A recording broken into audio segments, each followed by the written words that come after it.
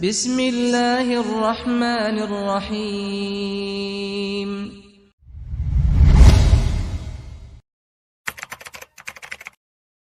Wahdahu la syarikalah wa asyhadu anna Muhammadan abduhu wa rasuluh sallallahu alaihi wa ala alihi wa sahbihi wa man tabi'ahum bi ihsanin ila yaumiddin wa sallama tasliman katsira, amma ba'd. Baik, kita masuk pada al-haditsul khamis was salasun, hadis yang ke-35. An Abi Hurairah radhiyallahu anhu qala, dari Abu Hurairah radhiyallahu anhu beliau berkata, qala Rasulullah sallallahu alaihi wasallam, Rasulullah SAW bersabda, la tahasadu, janganlah kalian saling hasad, janganlah kalian saling mendengki satu sama lain. Wala tanajashu, dan jangan kalian melakukan an-najash. An-najash itu dalam muamalat, dalam jual beli. Iya, Nabi melarang untuk melakukan najash dalam jual beli. Maksudnya begini, tidak boleh seseorang menawar barang orang lain dengan harga yang tinggi dengan maksud untuk memprovokasi yang lainnya. Tidak boleh bagi seseorang menawar barang orang lain dengan harga tinggi bukan dengan maksud untuk membeli, tetapi dengan maksud untuk memprovokasi yang lainnya. Nah, itu namanya an-najash. Tidak dibolehkan. Iya. Dan masuk di dalamnya juga, kata para ulama, an-najash di dalam jual beli ya seperti seseorang yang dia menjual barangnya dengan iklan yang bombastis, tidak sesuai dengan hakikat barangnya. Nah, itu juga an-najash dalam jual beli. Nah, dia katakan, oh barang saya ini barang super nomor 1, padahal KW. Nah, itu an-najash, tidak boleh. Nah, atau dia mengiklankan secara berlebih-lebihan. Iya, secara berlebih-lebihan. Dulu di masa Imam Hasan Al-Basri, ada seorang yang menjual bawang. Dia jual bawang di pasar. Dia bilang begini, ya basal ahla minal asal. Ayo bawang, bawangku lebih manis daripada madu. Nah, ini kan iklan bombastis ini. Mana ada bawang manis lebih manis dari madu? Tapi dia lakukan seperti itu untuk apa? Untuk menarik orang. Ya kan, orang kalau sudah, apa itu? Menarik perhatian orang, akhirnya orang pun mau datang ke tempat dia. Kemudian mau membeli barangnya. Yang seperti ini tidak boleh. Itu an-najas dalam jual beli. Kalau kita mau iklankan barang sesuai dengan apa? Sesuai dengan hakikat barang kita. Tidak boleh terlalu bombastis. Tidak boleh terlalu apa? Tidak boleh terlalu berlebih-lebihan. Seperti banyak iklan-iklan di TV itu, ya kan? Dia mau iklankan makan Indomie super pedas sampai keluar api di telinganya, ya kan? Atau ada yang makan kemudian seakan mau terbang, kemudian betul-betulan terbang. Walaupun kita tahu itu dusta, ya kan? Tetapi itu membiasakan untuk berdusta. Itu tidak boleh. Atau ada orang, ini juga banyak ini. Dia iklankan sabun apa? Katanya bisa membasmi 1 juta kuman. Ini kan bombastis. Apakah pernah dia meneliti 1 juta kuman hilang? Nah, itu tidak boleh. Itu an-najas dalam jual beli. Dilarang oleh Nabi. Wala tanajashu, dan jangan kalian apa? Melakukan an-najas dalam jual beli. Nah, semisal dengan itu melakukan penipuan di dalam jual beli. Iya, itu dilarang di dalam agama. Wala tabaghadu, dan jangan kalian saling membenci. Wala tadabaru, dan jangan kalian saling membelakangi. Bertemu la salam wala kalam, tidak ada sapaan, tidak ada salam, tidak ada ucapan. Nah, itu tidak boleh. Wala yabi' ba'dukum ala bai'i ba'din, dan tidak boleh seseorang menjual jualan sebagian yang lain. Tidak boleh sebagian kalian menjual di atas jualan sebagian yang lain. Apa maksudnya? Maksudnya begini, jangan kalian menawar barang orang lain, ya, sementara orang lain tersebut masih melakukan transaksi jual beli. Ada orang misalnya jual beli, si pembeli dan si penjual. Si pembeli ini menawar jualan orang tersebut. Iya, ditawar, masih baku tawar. Akhirnya ada penjual di sebelahnya mengatakan, kamu kesini saja. beli sama saya saja, saya kasih kamu harga murah. Nah, ini namanya apa namanya? Wala yabi' ba'dukum ala bai'i ba'din. Tidak boleh kamu menjual atas jualan saudaramu. Tunggu dia selesai dulu. Kalau dia sudah selesai, jadi atau tidak jadi, baru setelahnya boleh kau tawarkan barangmu yang lebih murah.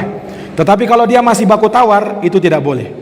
Nah, demikian pula kita tidak boleh membeli pembelian saudara kita yang lain. Maksudnya begini, ada orang jual beli. Kalau tadi dari penjualnya kan, kalau ini dari pembelinya. Dari siapa? Dari si pembelinya. Mereka sudah deal, penjual dan pembeli ini. Misalnya deal harganya 100.000, ya kan? Kemudian datang pembeli yang lain, dia bilang, sini barang itu saya beli saja, harganya 120.000 saya beli, ketimbang itu 100.000 saja kan? Padahal sudah deal ini. Nah, ini tidak boleh. Nah, istilahnya orang apa? Menikung apa? Punya saudaranya, jualan saudaranya, pembelian saudaranya. Ini tidak diperbolehkan. Nah, dan Nabi SAW menyebutkan hal tersebut. Wala yabi' ba'dukum ala bai'i ba'din wala yakhtub ba'dukum ala khitbati ba'din. Tidak boleh salah seorang dari kalian menjual atas jualan saudaranya atau mengkhidbah atas khidbah saudara yang lainnya. Maksudnya mengkhidbah, melamar. Ya, kalau misalnya ada seorang laki-laki melamar seorang wanita, ya dia tidak boleh maju dulu. Nah, biarkan dulu selesai ini. Iya. Nanti ada keputusan diterima atau ditolak, baru dia maju, yang laki-laki yang satu ini. Nah, tidak boleh ini belum selesai, kemudian dia mau menikung. Iya. Selama janur kuning belum melengkung katanya. Nah, itu tidak boleh ungkapan seperti itu. Nah, harusnya selesaikan dulu, baru apa? Yang lainnya maju. Nah, wala yabi' ba'dukum ala bai'i ba'din. Tidak boleh sebagian kalian menjual atas jualan sebagian yang lain. Baik, kemudian kata Nabi, wa kunu ibadallahi ikhwana, dan jadilah kalian hamba-hamba Allah yang bersaudara. Iya, jadilah kalian hamba-hamba Allah yang bersaudara. Innamal mu'minuna ikhwah. Sesungguhnya orang-orang yang beriman itu adalah bersaudara. Mereka dipersaudarakan karena iman yang ada pada diri mereka. Kemudian kata Nabi, al-muslim akhul muslim. Seorang muslim adalah saudara bagi muslim yang lainnya. La yadhlimuhu, tidak boleh dia menzoliminya. Wala yakdzibuhu, tidak boleh dia menghinakannya. At-taqwa hahuna, takwa itu ada di sini kata Nabi. Wa yushiru ila sadrihi salasa marrat. Nabi menunjuk ke dadanya sebanyak 3 kali. Kemudian kata Nabi, bihasbi mri'im minasyarr ayahkira akhahul muslim. Cukuplah seorang muslim itu dikatakan jelek ketika dia merendahkan saudaranya muslim yang lain. Kullul muslim 'alal muslim haramun damuhu wa maluhu wa irduh. Setiap muslim atas muslim yang lainnya haram darahnya, hartanya dan kehormatannya. Rawahu Muslim. Hadis ini diriwayatkan oleh Imam Muslim. Nah, ikhwani fidin azani Allah wa iyyakum. Hadis ini memberikan dorongan kepada kita untuk menjaga persatuan di antara saudara muslim. Kita diperintahkan untuk bersatu. Wa'tasimu bihablillahi jami'an wa la tafarraqu. Dan berpegang teguhlah kalian kepada tali agama Allah dan jangan berpecah belah. Iya. Sebab apa? Berpecah belah itu bisa melemahkan. Nah, berpecah belah itu bisa melemahkan, dan bersatu itu bisa menguatkan. Iya. Bukankah ada ungkapan orang-orang kita mengatakan apa? Bersatu kita teguh, bercerai kita bercerai kita runtuh, ya kan? Begitu peribahasanya. Bersatu kita teguh, bercerai kita runtuh. Nanti itu betul. Ungkapan tersebut betul. Bersatu kita bisa kuat, bisa teguh, bercerai kita bisa runtuh. Nah, dan itu sejalan dengan firman Allah, wa'tasimu bihablillahi jami'an wa la tafarraqu. Dan berpegang teguhlah kalian kepada tali agama Allah dan jangan berpecah belah. Terlebih ikhwani fiddin, antara sesama ahlus sunnah wal jamaah. Jangan sampai kita berpecah belah. Kenapa? Ahlus sunnah itu sedikit. Imam Al-Hasan Al-Basri pernah mengatakan, ya ahlas sunnah taraffaqu rahimakumullah. Wahai ahlus sunnah, berlemah lembutlah kalian, semoga Allah merahmati kalian. Fa innakum aqallun nas, sebab kalian itu adalah orang-orang yang paling sedikit. Iya, ada kaidah bahasa Arab mengatakan begini, al musaggar la tusaggar, al musaggar la tusaggar, yang sudah dikecilkan tidak boleh dikecilkan lagi. Ada dalam bahasa Arab namanya isim tasghir. Iya, jadi kalau misalnya kitabun, kita tasghir dia menjadi apa? Kutayyibun. Nah, kutayyib. Jadi kalau kitab itu buku besar, kalau kutayyib buku kecil. Kenapa? Ditasghir dia. Nah, kalau sudah ditasghir tidak boleh ditasghir lagi. Yang sudah dikecilkan tidak boleh dikecilkan lagi. Ini kaidah, ini perumpamaan saja. Maksudnya yang sudah sedikit jangan dipersedikit lagi. Nah, Ahlussunnah itu sudah sedikit, maka jangan apalagi, jangan membuat kericuhan, kegaduhan sehingga membuat Ahlussunnah itu semakin sedikit lagi. Nah, apa yang terjadi dari perselisihan, perpecahan, apa yang terjadi dari perbedaan pendapat mungkin di kalangan para asatidah. Nah, kita jangan sibuk dengan perkara yang seperti itu. Sibukkan diri dengan ilmu. Iya, sibukkan diri dengan kemudian kita mau gabung ke kelompok ini, gabung di kelompok ini. Itu hanya memecah belah Ahlussunnah wal Jamaah. Sibuk belajar. Kita itu penuntut ilmu. Iya. Adapun masalah perselisihan, perpecahan bukan urusan kita. Tugas kita belajar. Tugas kita menuntut ilmu. Masih banyak pembahasan-pembahasan ilmu yang belum kita pahami. Masih banyak pembahasan-pembahasan ilmu yang belum kita pelajari. Makanya sibukkan dengan hal yang lebih bermanfaat dan tinggalkan hal yang kurang bermanfaat. Nah, ini para hadirin yang dirahmati dan dimuliakan oleh Allah Subhanahu wa taala. Baik. Hadis yang berikutnya, al hadisus sadis wassalasun, hadis ke-36. An Abi Hurairah radhiyallahu an, dari Abu Hurairah semoga Allah meridhoinya. Qala, beliau berkata, qala Rasulullah SAW, Rasulullah SAW bersabda. Ini dari hadis yang sangat agung. Iya, hadis yang banyak disebutkan tentang keutamaan menuntut ilmu dan keutamaan majelis ilmu. Kata Nabi, man naffasa an mu'min qurbatan min qurabid dunya, naffasallahu anhu qurbatan min qurabi yaumil qiyamah. Barang siapa yang meringankan dari seorang mukmin satu kesulitan dari kesulitan-kesulitannya di dunia, maka Allah akan meringankan untuknya satu kesulitan dari kesulitan-kesulitannya pada hari kiamat. Ini kaidah, di dalamnya terdapat kaidah yang masyhur dalam agama kita. Kaidahnya berbunyi apa?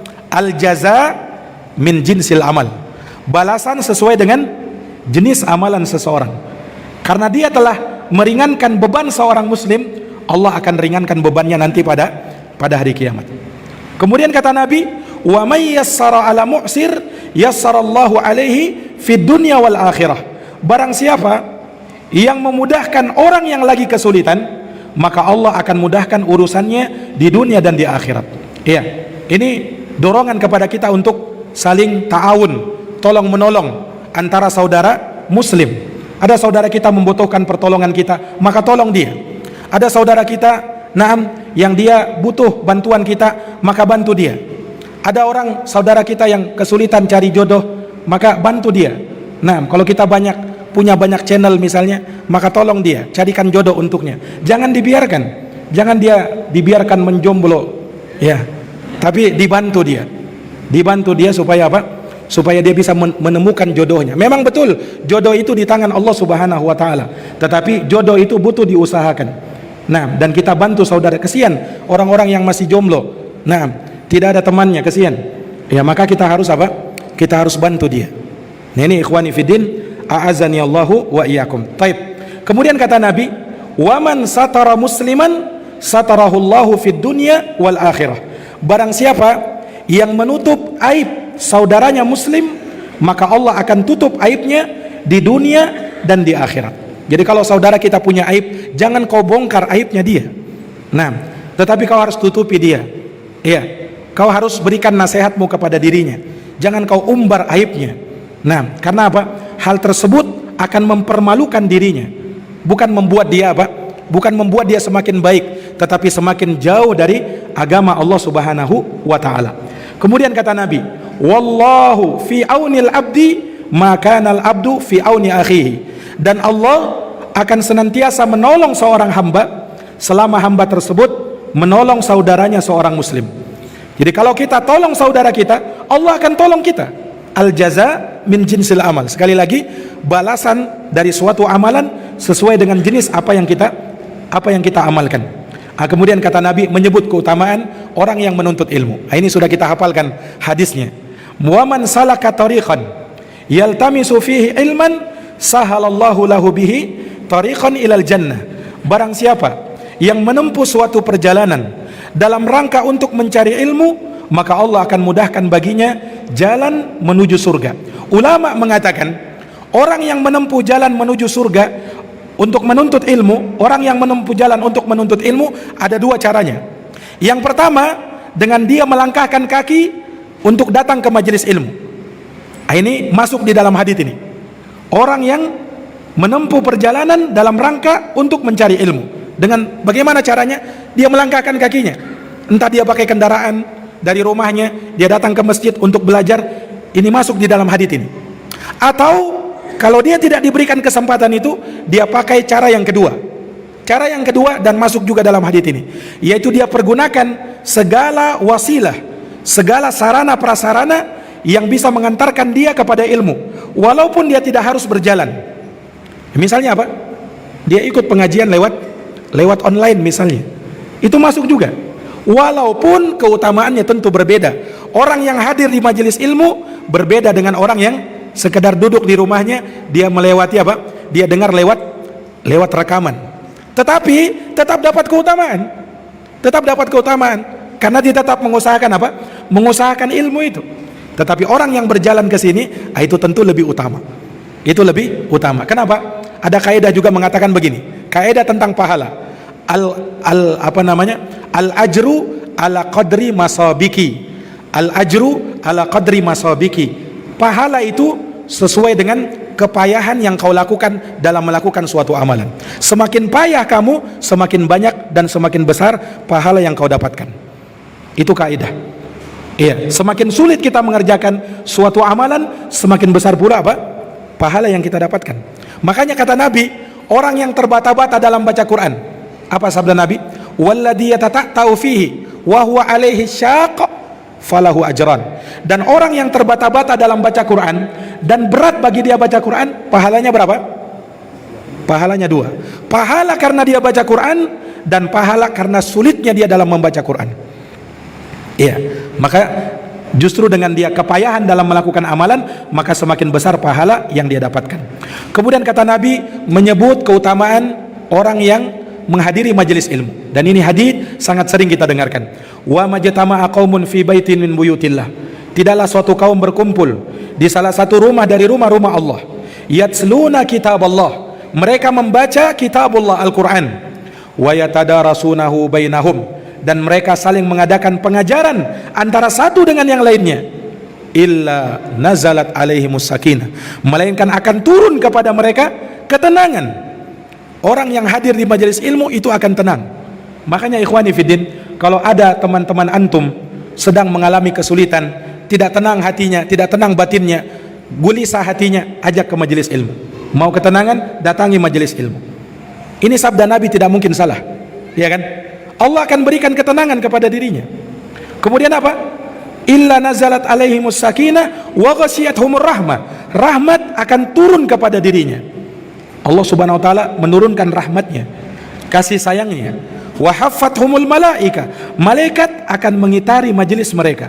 Wa dzakarahumullahu fi man indah. Dan Allah akan sebut nama-nama mereka yang hadir di majelis ilmu di sisi Allah Subhanahu wa taala. Kemudian Nabi menyebutkan suatu perkara yang harus kita ingat baik-baik.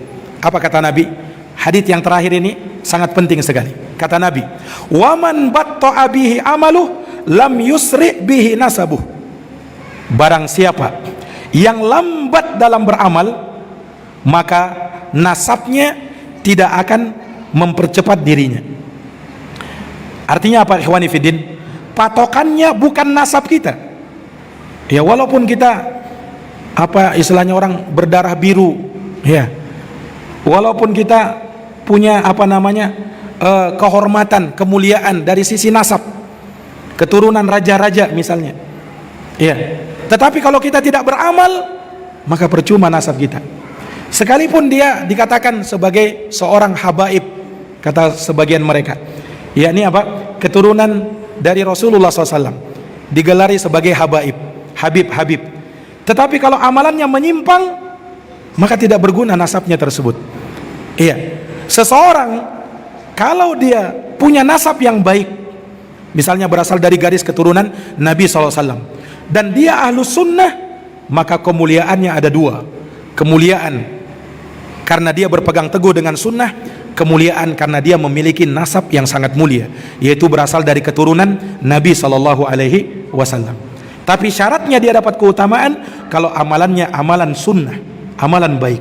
Tapi kalau amalannya menyimpang atau bahkan justru melakukan kesyirikan, ya, menyembah-nyembah di kuburan, walaupun dikatakan sebagai seorang habib, ya, maka tidak ada kemuliaan dan tidak ada karamah serta syaraf pada orang yang seperti itu. Nasabnya tidak akan mengangkat dirinya. Dalilnya mana? Dalilnya ini. Waman batta'a bihi amaluh lam yusri bihi nasabuh. Barang siapa yang lambat-lambat beramal, maka nasabnya, apapun nasabnya, tidak akan mengangkat dirinya. Ya, kita lihat, Pak. Abu Jahal, Abu Lahab, siapa mereka itu? Bukan orang lain, keluarga Nabi. Abu Lahab pamannya Nabi, saudaranya Abdullah, ya kan? Saudaranya Abdullah, bapaknya Nabi, saudara kandungnya Abdullah. Tapi Abu Lahab di mana tempatnya? Di dalam neraka, dipastikan di dalam neraka. Turun satu surat, Tabbat syada abi lahabi wa tab, ma aghna anhu maluhu wa ma kasab. Ayat ini Allah turunkan kepada Abu Lahab. Abu Lahabnya masih hidup ketika itu. Abu Lahab tersinggung dengan ayat ini. Iya, istrinya tersinggung dengan ayat ini.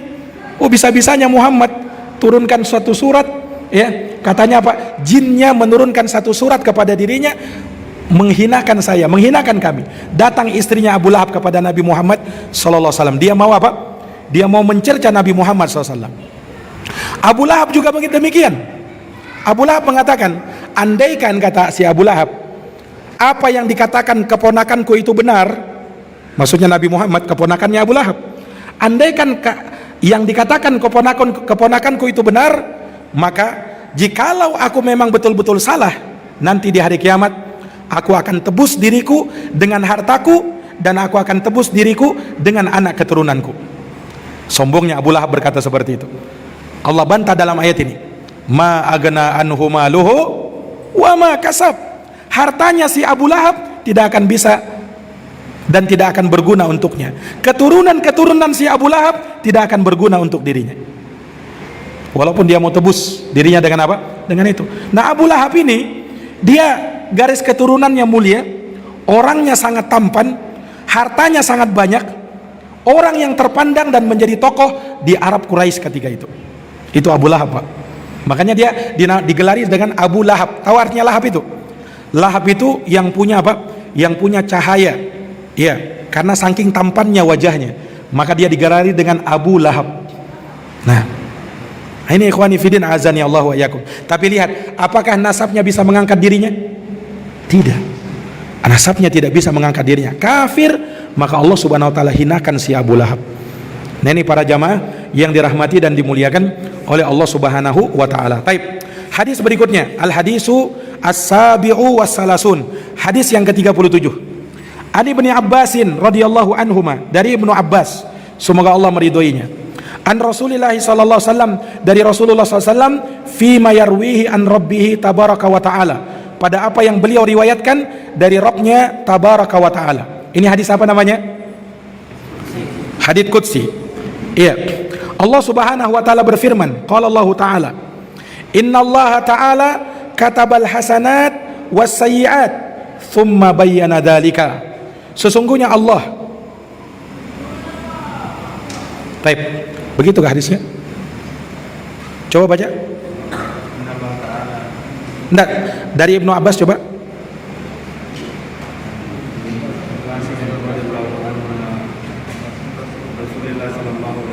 Terus?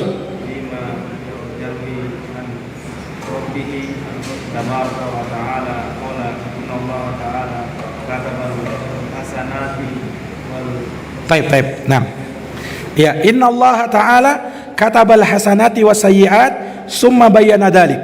Sesungguhnya Allah Ta'ala menetapkan kebaikan-kebaikan dan keburukan-keburukan. Summa bayyana dzalik. Kemudian Allah menjelaskan hal tersebut. Faman hamma bihasanatin, barang siapa yang berkeinginan melakukan satu kebaikan, falam ya'malha, namun dia tidak jadi melakukannya, katabahallahu indahu hasanatan kamilah, maka Allah akan tulis di sisinya satu kebaikan yang sempurna. Jadi kalau ada orang yang melakukan satu kebaikan, yang mau melakukan, baru berkeinginan, tapi dia tidak jadi lakukan, maka apa? Sudah ditulis pahalanya satu kebaikan sempurna. Wa in hamma biha, kalau dia berkeinginan melakukan suatu amalan, fa'amilaha, dan dia mampu lakukan, katabahallahu azza wa jalla indahu asyra hasanatin ila sab'i mi'ati di'fin ila adhafin katsirah, maka Allah akan tuliskan di sisinya 10 kebaikan sampai berapa? Sampai 700 kali lipat. Ila adhafin katsirah, bahkan sampai berlipat-lipat lagi. Nah, jadi satu kebaikan yang kita kerjakan Allah lipat gandakan menjadi berapa? 10, kemudian menjadi 700. Ada satu ayat yang menyebutkan hal tersebut tentang masalah sedekah. Bagaimana ayatnya? Mathalul ladina yunfiquna amwalahum fi sabilillah kamathali habbatin ambatat sab'a sanabil fi kulli sumbulatin mi'atu habbah wallahu yudha'ifu liman yasha wallahu wasi'un alim. Perumpamaan orang-orang yang menginfakkan hartanya di jalan Allah itu bagaikan orang yang menanam satu benih. Dari satu benih yang dia tanam akan tumbuh 7 tangkai, dan pada setiap tangkai akan berbuah berapa? 100 benih. Berarti berapa semuanya? 700. Dan Allah akan melipat gandakan lagi bagi siapa yang dia kehendaki, dan Allah maha luas lagi maha berilmu. Allah maha luas lagi maha berilmu. Taib. Kemudian kata Nabi, wa in hamma bisayyi'atin, lihat perbandingannya. Kalau dia melakukan satu kejelekan, falam ya'malha, dan dia tidak jadi lakukan kejelekan itu, maka apa yang terjadi? Katabahallahu indahu hasanatan kamilah. Allah akan tulis di sisinya satu kebaikan yang sempurna. Kalau dia apa? Ingin melakukan kejelekan tapi dia urungkan, maka apa? Allah akan tulis satu kebaikan yang sempurna karena dia tidak jadi melakukan kejelekan. Wa in hamma biha, kalau dia berkeinginan melakukan kejelekan, fa'amilaha, lalu dia lakukan kejelekan itu, katabahallahu lahu sayyi'atan wahidah, Allah tulis berapa? Satu kejelekan. Sudah lihat bagaimana perbandingannya? Bisa lihat bagaimana perbandingannya? Nah, subhanallah. Hadits ini menunjukkan apa, ikhwani fiddin? Betapa baiknya Allah kepada kita, betapa rahmatnya Allah kepada kita. Betul tidak? Ya, kita kalau melakukan satu kejelekan itu tidak dilipat gandakan menjadi 10, menjadi 700, tidak. Kalau kau berniat melakukan kejelekan, ya, kalau kau urungkan justru ditulis satu kebaikan, ya kan? Tapi kalau kau lakukan hanya ditulis berapa? Satu saja kejelekan. Berbeda dengan kebaikan. Kalau kebaikan kita berniat tidak jadi, Allah tulis satu kebaikan sempurna lagi kata Allah. Kalau jadi kita kerjakan, Allah lipat gandakan menjadi 10, dan 10 itu Allah lipat gandakan menjadi 700 kali lipat. Maka hadits ini menunjukkan betapa rahmatnya Allah kepada kita, ya kan? Dan betapa banyak pahala-pahala itu dilipat gandakan. Lihat Pak, orang yang membaca Quran, kayaknya sudah pernah ditulis dulu ya, keutamaan baca Quran satu huruf, pernah? Belum pernah ya? Man qara'a harfan min kitabillah, belum pernah. Falahu bihi hasanah wal hasanatu bi asyri amsalihha. Barang siapa yang membaca satu huruf saja di dalam Quran, maka baginya satu kebaikan. Satu kebaikan ini Allah lipat gandakan menjadi berapa? 10 kali lipat. Aku tidak katakan la aqulu alif lam mim harf, walakin alifun harf, walamun harf, wa mimun harf. Alifnya satu huruf, lamnya satu huruf, mimnya satu huruf. Jadi kalau ada orang baca alif lam mim saja, pahalanya berapa? Pahalanya berapa? 30 dia dapat. Alif lam mim saja itu. Bagaimana lagi dengan yang lainnya? Nah ini para hadirin yang dirahmati dan dimuliakan oleh Allah. Nah, pahala ini akan semakin sempurna kalau kita lakukan di momen-momen yang utama, di waktu-waktu yang mulia. Iya, kita sudah melakukan apa? Puasa 10 Muharram, puasa Asyura. Apa keutamaan puasa Asyura? Ahtasibu 'alallah ayyukaffira sanatal lati qablahu. Aku berharap semoga apa? Semoga puasa Asyura menghapuskan dosa 1 tahun yang lalu, ya kan? 1 hari kita puasa, 1 tahun dihapuskan dosa kita. Nah, ini keutamaan. Apalagi bulan Ramadan, oh lebih besar lagi, dilipat gandakan, ya kan? Ada 10 hari pertama bulan Dzulhijjah, sholat di Masjid Nabawi. Apa keutamaan sholat di Masjid Nabawi? Sholatun fi masjidi hada afdalu min alfi sholatin fima siwah illal masjidil haram. Sholat di masjidku ini, kata Nabi, di Masjid Nabawi, lebih utama dengan perbandingan 1000 sholat dari masjid-masjid yang lain. Jadi kita sholat 1000 kali di Masjid Ibnul Qayyim, baru bisa menyamai 1 sholat di Masjid Nabawi. Baru bisa menyamai 1 sholat di Masjid Nabawi. Itu baru Masjid Nabawi. Kemudian kata Nabi, wa sholatun fi masjidil haram, dan sholat di Masjidil Haram lebih utama berapa kali lipat? Berapa kali lipat? 100.000 kali lipat. Kita sholat 100.000 kali di Masjid Ibnul Qayyim, baru bisa menyamai 1 sholat di sana. Nah, Allahu Akbar. Ini para jamaah sekalian yang dirahmati dan dimuliakan oleh Allah Subhanahu wa ta'ala. Maka sekali lagi, hadits ini menunjukkan betapa luasnya rahmat Allah. Kata beliau, rawahul Bukhari wa Muslim. Taib, 1 hadis lagi. Al haditsu as-saminu was-salasun. Hadis yang ke-38. An Abi Hurairah radhiyallahu an, dari Abu Hurairah, semoga Allah meridhoinya. Qala Rasulullah SAW. Rasulullah bersabda. Hadits ini bercerita tentang penjelasan tentang wali-wali Allah. Kata Rasulullah SAW, Inna Allah Ta'ala qala, sesungguhnya Allah Ta'ala berfirman. Hadits apa ini? Hadits Qudsi. Man adali waliyan, barang siapa yang memusuhi waliku, faqad adzantuhu bil harb, maka aku akan umumkan peperangan kepada dirinya. Iya, ini keutamaan walinya Allah. Siapa walinya Allah? Apa ketentuan walinya Allah? Ketentuan wali Allah disebutkan dalam Quran. Ala inna awliya Allah la khaufun alaihim wala hum yahzanun alladzina amanu wa kanu yattaqun. Ketahuilah sesungguhnya wali-wali Allah tidak ada kekhawatiran pada diri mereka dan tidak pula mereka bersedih hati. Siapa mereka wali Allah? Siapa? Alladzina amanu wa kanu yattaqun. Mereka lah orang yang beriman dan mereka yang bertakwa kepada Allah. Maka syaratnya menjadi wali 2. Apa itu? Iman dan takwa. Nah, maka keliru ketika ada orang yang mengatakan kalau mau jadi wali itu harus datang dulu bersemedi dulu di gunung. Iya. Bersemedi dulu di hutan. Iya. Baru bisa jadi wali katanya. Nah, ini wali apa ini?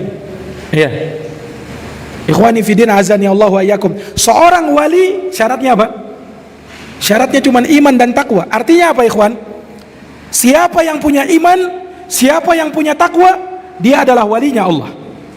Dia adalah walinya Allah. Maka tidak boleh membatasi wali itu orangnya begini-begini saja. Tidak boleh. Kalau ada orang muslim, dia walinya Allah. Tetapi jenjang perwalian itu yang beda-beda. Semakin tinggi imannya dia, semakin kuat takwanya dia, semakin apa? Semakin tinggi derajat perwaliannya. Tetapi sepanjang dia mukmin, sepanjang dia punya ketakwaan, maka dia wali Allah. Maka wali Allah itu bukan yang bisa terbang di udara, bukan yang bisa jalan di atas air. Iya, disebutkan dari salah seorang imam, Al-Laits Ibnu Sa'ad rahimahullahu ta'ala. Beliau pernah mengatakan, apabila kalian melihat ada seseorang, ya, yamshi alal ma, yang dia mampu berjalan di atas air, fala taktarru bih, jangan kau tertipu dengannya, sampai kau perhadapkan perkaranya kepada Quran dan Sunnah. Imam Syafi'i mendengarkan ucapan Al-Lais ini, berkata, qassara Al-Lais, Imam Lais masih kurang. Menurut Imam Syafi'i belum terlalu aneh itu, masih kurang aneh. Kata Imam Syafi'i, idza ra'aitum, apabila kamu melihat ada seseorang yamshi 'alal ma wa yatiru fil hawa, kalau dia mampu berjalan di atas air dan terbang di udara.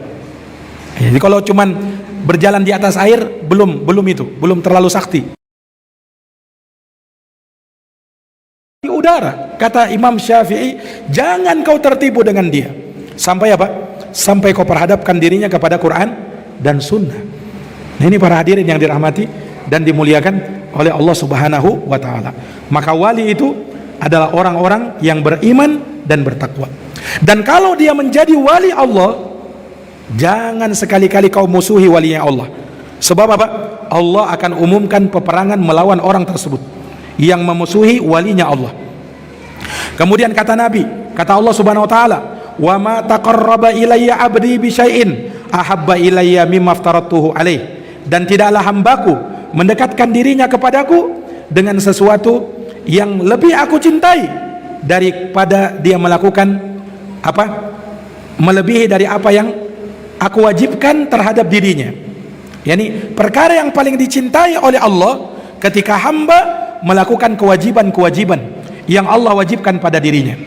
Kemudian kata Nabi, kata Allah Subhanahu wa ta'ala, wa ma yazalu abdi, dan senantiasa hambaku yataqarrabu ilayya, mendekatkan dirinya kepadaku, bin nawafil, dengan ibadah-ibadah sunnah, hatta uhibbah, sampai aku cinta kepada dirinya. Ini menunjukkan bahwa amalan-amalan sunnah bisa mendatangkan kecintaan Allah terhadap diri kita. Kemudian Nabi menyebutkan keutamaan orang yang sudah dicintai oleh Allah. Kata Allah, faida ahbabtuhu, kalau aku cinta kepada dirinya, kuntu sam'ahu alladhi yasma'u bih, maka aku adalah pendengarannya yang dia pakai untuk mendengar, wa basarahu alladhi yubsiru bih, aku adalah matanya yang dia pakai untuk melihat, wa yadahu allati yubtishu biha, aku adalah tangannya yang dia pakai untuk memegang, wa rijlahu allati yamshi biha, dan aku adalah kakinya yang dia pakai untuk berjalan. Apa maksudnya? Sebagian orang sufi keliru dalam memahami hadis ini. Dari hadis ini mereka pahami apa? Wihdatul wujud. Katanya apa? Manunggaling kualo gusti, bahasanya mereka itu ya. Tuhan itu bisa bersatu dengan makhluknya. Iya. Ini keyakinan kufur, wihdatul wujud. Allah bisa menitis kepada hambanya. Kenapa? Ini hadisnya bahwasanya Allah akan menjadi pendengarannya yang dia pakai mendengar, Allah akan menjadi matanya yang dia pakai melihat, Allah akan jadi tangan yang dia pakai memegang, Allah akan jadi tangan yang dia pakai, Allah akan jadi kakinya yang dia pakai untuk berjalan. Berarti kan menyatu ini. Ini keliru. Tidak memahami hadis. Hadis ini kata para ulama maknanya bukan artinya Allah menyatu dengan hambanya, tetapi Allah Subhanahu wa ta'ala akan jaga pendengaranmu, Allah akan jaga penglihatanmu, Allah akan jaga tangan dan kakimu, Allah akan jaga panca inderamu. Sehingga apa? Sehingga engkau selalu berada di atas taufik dan hidayah Allah. Kamu tidak akan mendengar kecuali apa yang diridhoi oleh Allah. Kamu tidak akan melihat kecuali apa yang dicintai oleh Allah. Kamu tidak akan memegang kecuali apa yang dihalalkan oleh Allah. Kamu tidak akan berjalan kecuali kepada keridhoannya Allah Subhanahu wa ta'ala. Itu maksud dari hadis ini. Jadi jangan sampai keliru. Nah, kemudian tidak sampai di situ, Allah berfirman, wala in sa'alani la'utiyanna, kalau dia minta kepadaku, aku akan beri. Ini kalau sudah menjadi wali Allah. Wala in ista'adani la'uidanna, kalau dia minta perlindungan kepadaku, maka aku akan lindungi dirinya. Aku akan lindungi dirinya. Nah, hadis ini rawahul Bukhari, diriwayatkan oleh Imam Al-Bukhari. Nah, ikhwani fiddin azani Allah wa yakum, walhamdulillah kita sudah selesai sampai hadis ke-38. Tinggal berapa hadis lagi? Tinggal 4 hadis lagi. Nah, pertemuan terakhir kita besok subuh, insyaallah kita selesaikan 4 hadis lagi, sehingga kita bisa menyelesaikan 42 hadis. Walhamdulillah kita bisa tuntaskan, insyaallah. Semoga kita diberikan kekuatan sampai besok subuh pengajian kita yang terakhir, insyaallah taala. Taib. Ikhwani fiddin azani Allah wa yakum, walhamdulillah dari ikhwan yang menghafal kitab Arba'in Nawawi. Sebenarnya mungkin masih banyak lagi yang belum terdata ya, dan nanti tinggal disebutkan aja kepada kami ya. Tetap berjalan nanti, walaupun nanti kami sudah pulang, tetap saya akan berikan ijazah. Tetap saya berikan ijazah. Nah, saya minta dari ikhwan kalau mau dapat ijazah paling tidak hafal setengah Arba'in Nawawi, 21 hadis. Nah, baru nanti antum dapat ijazah seperti ini. Iya, di sini ada 8 orang yang kita kasih ijazah plus hadiah. Ini hadiah buku dan ada hadiah Haji Sultan? Hadiah umrah. Hadiah apa? Hadiah jubah insyaallah. Hanya jubahnya belum terbawa ya, insyaallah taala. Baik. Ini ada 8 orang ya. Tapi insyaallah masih banyak lagi yang belum terdata ya. Insyaallah nanti akan kita bagikan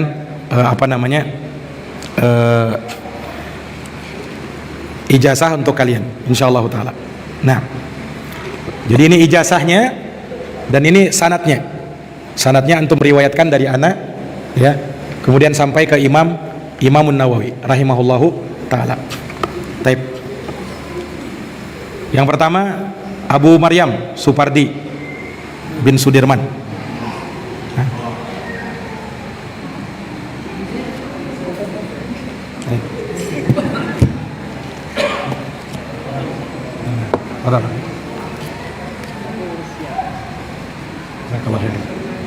Baik. Kemudian Abu Darda Subhan bin Hambali bin Salim. Sudah pulang? Baik. Mungkin diwakilkan saja. Siapa yang mewakilkan? Ayo. Nah. Wassalam, kawan. Baik.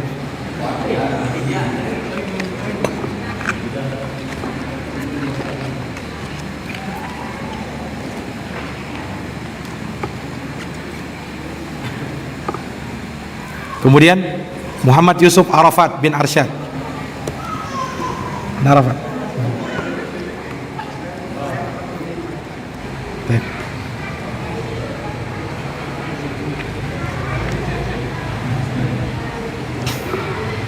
Baik, kemudian Abu Mu'afa bin Ramlan. Mana? Baik, diwakilkan dulu.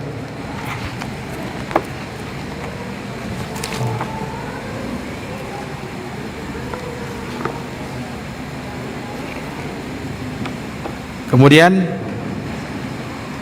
Rifa Ummu Abdillah. Nah.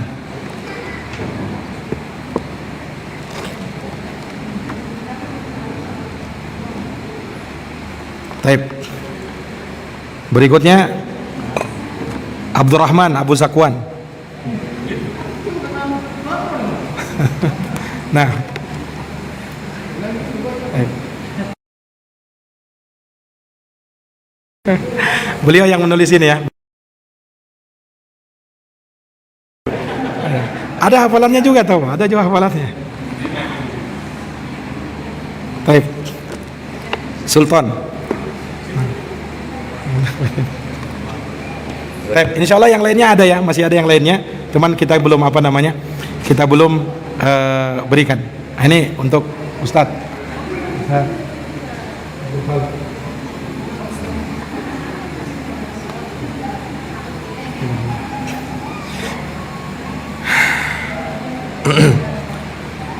Insyaallah nanti hadiahnya menyusul ya, yang jubahnya nanti sama Akhi Sultan. Baik, dan yang lainnya ya, mungkin masih banyak lagi yang belum ya. Ini yang sempat aja tadi. Yang sempat aja 8 orang tadi ya. Dan insyaallah taala yang lainnya nanti bisa kita berikan ijazah. Nah, dan antum meriwayatkan dari dari syekhnya sampai kepada Al-Imam An-Nawawi rahimahullahu taala. Baik. Ya, mungkin sampai di sini ikhwani fillah.